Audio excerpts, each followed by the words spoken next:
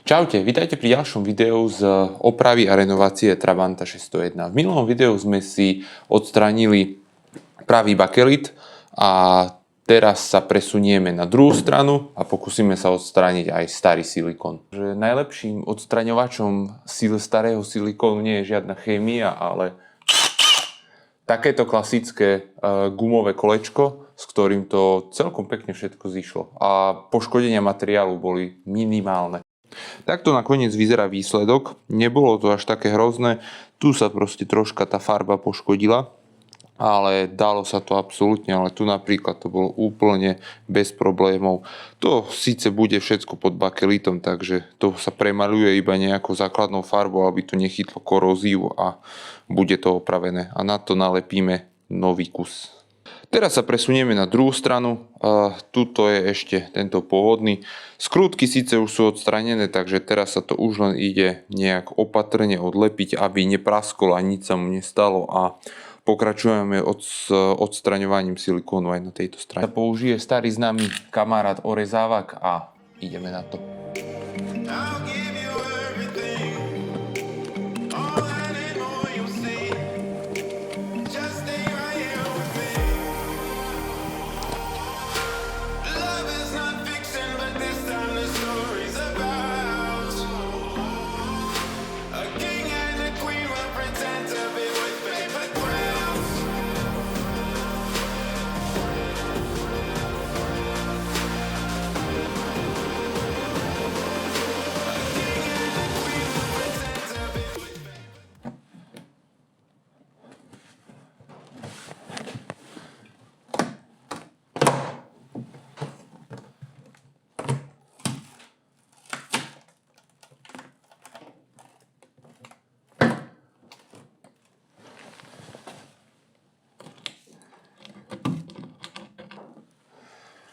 No, tak tá prvá vrstva, taká hrubá toho silikónu sa odstránila orezávakom, aby som nemusel veľmi drieť to kolečko.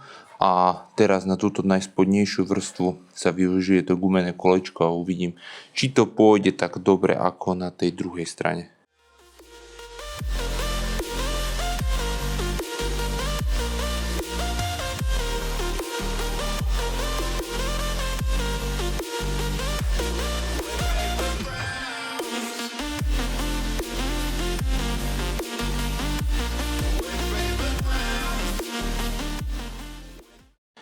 Dobre, takže bok je vyčistený a vyzerá to mega dobre. To bol akože super spôsob, ani poškodenie laku, ani nič. Keby som to vedel aj na druhej strane, vyhnem sa teraz zbytočným opravám. Takže zadné bakelity máme odstránené, plechy očistené a presunieme sa na druhý najzávažnejší problém, čo boli tesnenia okien. Keď sa Trabant vyváral, tak asi sa nejak pri odstraňovaní plechov pohýbalo s karosériou a odvtedy žiadne z okien netesnilo. Najväčší problém bolo predné, bočné a takisto trocha aj zadné. Cez túto gumu, ktorá už má svoj vek, extrémne do toho auta zatekalo pri každom daždi a môžete si všimnúť, neviem, či to vidno aj na kameru, ale sú aj na oknách ešte stopy, ako do toho auta pršalo. Druhá úloha je taká, odstrániť všetky okná, vybrať ich bez toho, aby ktorékoľvek z nich prasklo a vymeniť tesnenie. Dúfam, že to nebude nejak pod tou gumou nejako zhnité, že to nebude treba nejak nutne veľmi mocno opravovať, takže ide sa na to. Dobre, takže začnem so zadným oknom. Vyzerá to, že ako najdôležitejší prvok je táto nejaká takáto vymedzovacia guma a keď ju odstránim, tak by to malo nejak ísť lepšie. Ešte, že ju mám náhradnú. Tvrdá je jak... Dobre.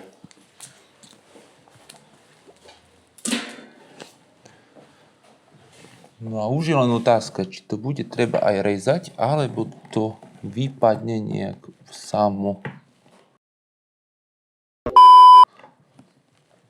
Ale vyzerá, že bude na to treba nejaký nástroj.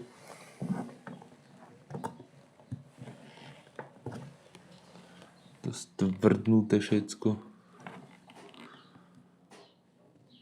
Dobre, držte palce. Bude to prvýkrát a dúfam, že nepraskne. No, tu som si kúpil takýto nástroj, takže teoreticky by to malo ísť s týmto.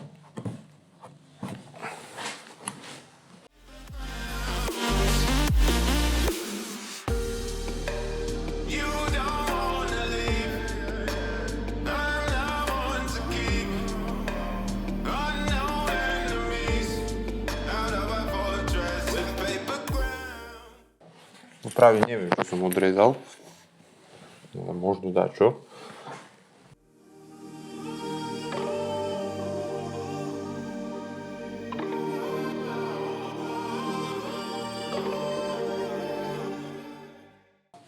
Vyzerá to pozitívne. A z druhú stranu.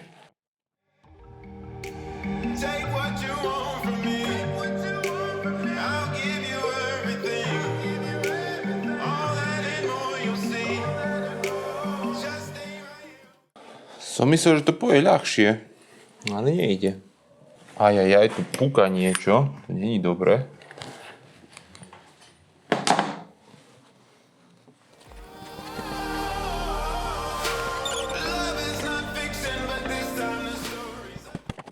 Desivé zvuky na to, že nemám druhé okno.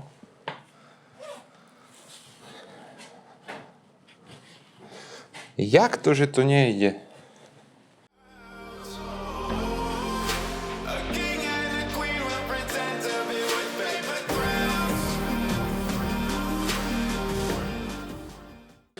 Takže určite na to existuje nejaký jednoduchší spôsob, na ktorý som zasa ja neprišiel, ale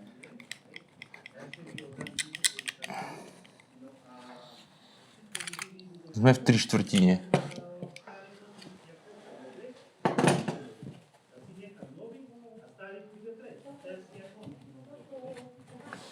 Že by?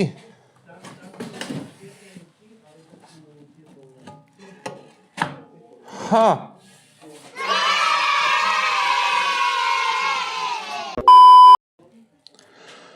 No, vrch vyzerá celkom fajn, ale aj. Tak budeme opravovať.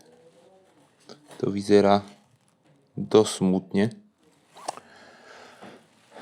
Druhá strana to nie je oveľa lepšie, takže bude sa to musieť opraviť, zatrieť nejakou farbou a uvidíme. Dobre. Toto okno vyšlo, takže nasledujú bočné a potom čelné. Dobre, postup zvolím asi taký istý. Skúsim toto tu nejak zarvať a možno to ešte niečo z toho vyhondím. Takže vyzeralo to, že to takto funguje. Takže uvidíme.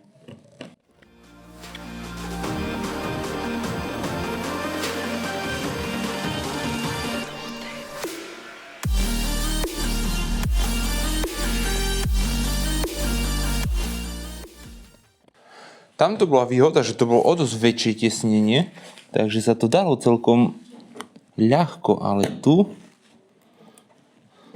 neviem, či už som v okne, alebo v gume.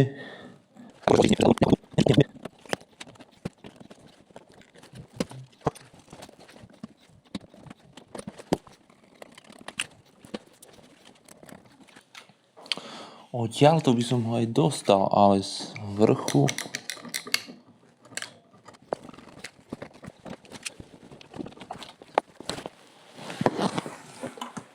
sa mi trhá vnútorná strana.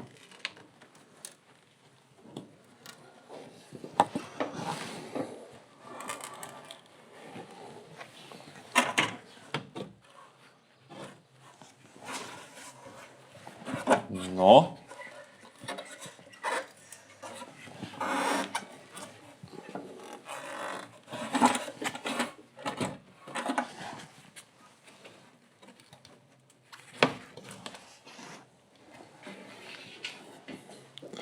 Dobre.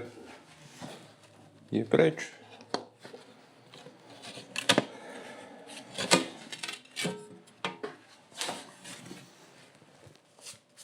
Ďalšie okno, ktoré sa zatiaľ nerozbilo, Super. A tuto to vyzerá aj celkom pekne, žiadna hrdza, nič, troška iba špiny, možno nejaká taká povrchová, ale pekne, oproti zadnému oknu, krása. Vyzerá to tak, že nejak odrezať to vnútorné tesnenie je cesta, ale ako sa k tomu dostať, vidíme. Vyskúšame overený spôsob a uvidíme, kde sa dostaneme.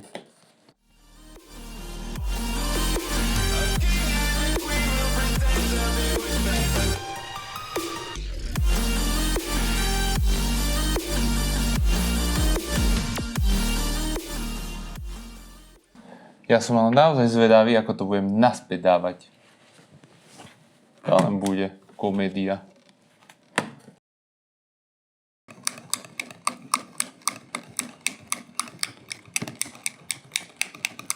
Je tvrdé jak kameň tu. Ešte nejaký piesok z toho ide, ty kokos. No, to je taký štýl vyberania viac menej o náhode, ty kokos. Čo? Ktorý kus gumy pôjde skôr a ktorý nie. To jedno, som mal šťastie, že mi to znútra pekne išlo a som to vytiahol. Sa extrémne bojím, že zarežem do toho laku. No, v sade bol ešte takýto nástroj, tak možno to pôjde s ním lepšie. Ale asi nie. No buď s tým neviem robiť, alebo to absolútne na to nie je určené. Drží jak prikovaná tá guma, sa jej nechce vonku.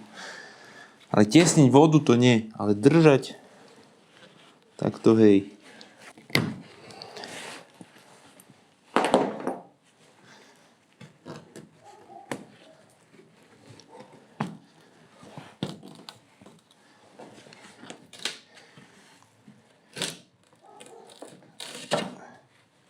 Super. Ojojoj. Ojojoj. A je zle.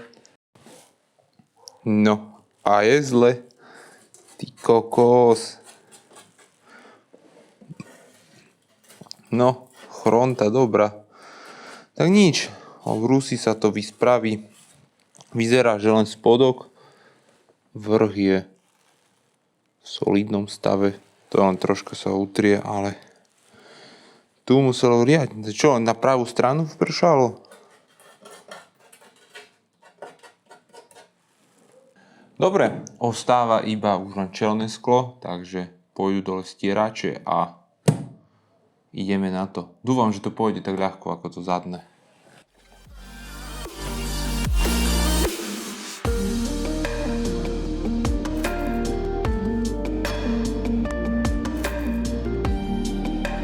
Ale tvrdé jak Maria.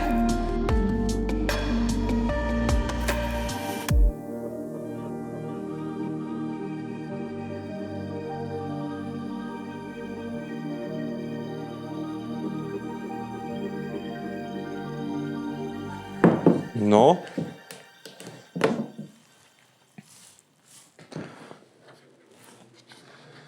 Tak tá guma už nie je taká gumená asi, aký by mala byť.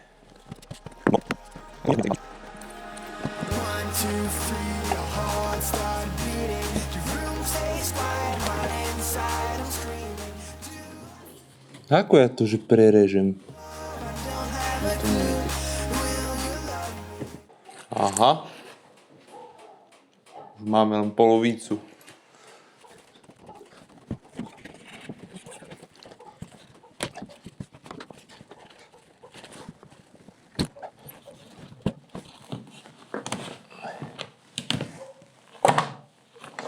Mne sa s tým veľmi ťažko reže, keď je polka toho preč.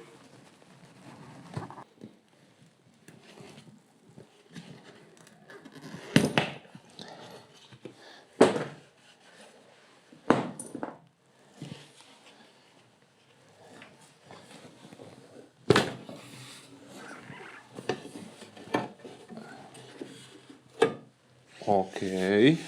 No super, takže predné okno je vonku. Nie je to ani hrdzavé, je to fakt, že len také minimum niečoho povrchového, takže to je super. Takže najhoršia je len tá ľavá strana auta a zadok, takže uvidíme čo ako. No, nebolo to až také náročné, ešte takých 10 okien a možno sa to aj naučím.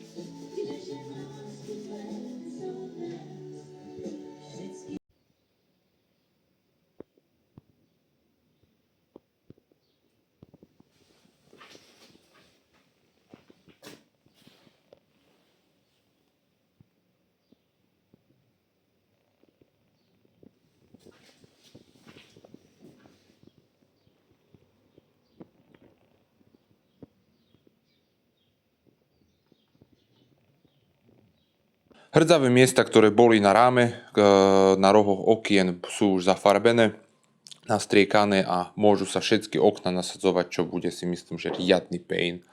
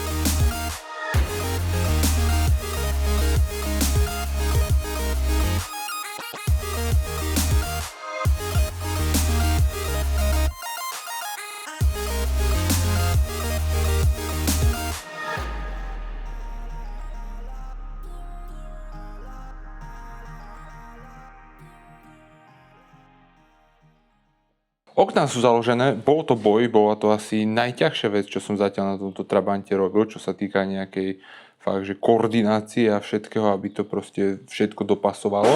A už len dúfam, že to všetko bude tesniť, že nebude s tým žiadny problém a táto nová guma splní svoj účel a nebudem zasa v tom aute potopa. Nové zadné okno je namontované, tentokrát aj s výhrevom.